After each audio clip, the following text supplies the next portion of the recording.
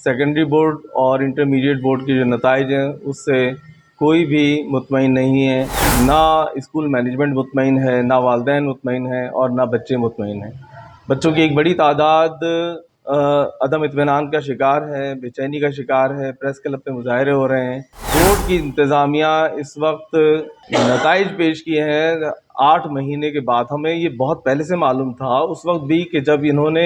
امتحانات منعقد کرائے اور امتحانی مراکز باقاعدہ فروخت ہوئے اور اس پہ کمیشن کھایا، اس پہ یہ سارے کاروبار ہوئے اور اس کے بعد پھر نقل کا ایک بہت بڑا سلسلہ رہا، اور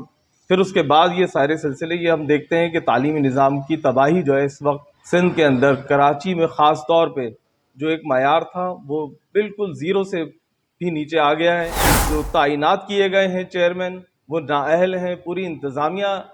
نااہل ہے اور اپنی نااہلی کا ثبوت وہ پیش کر رہی ہے، اور ہم انشاءاللہ تعالیٰ اس حوالے سے اپنا موقف جو ہے وہ عوام کے سامنے لے کے جائیں گے، مظاہرے بھی کریں گے، ہم ملاقاتیں بھی کریں گے ذمہ داران سے ان تعلیمی حلقوں میں کہ جہاں جہاں پر ہماری بات سنی جائے گی، اور ہم والدین کو اور بچوں کو انشاءاللہ تعالیٰ ان کا حق دلا کے رہیں گے۔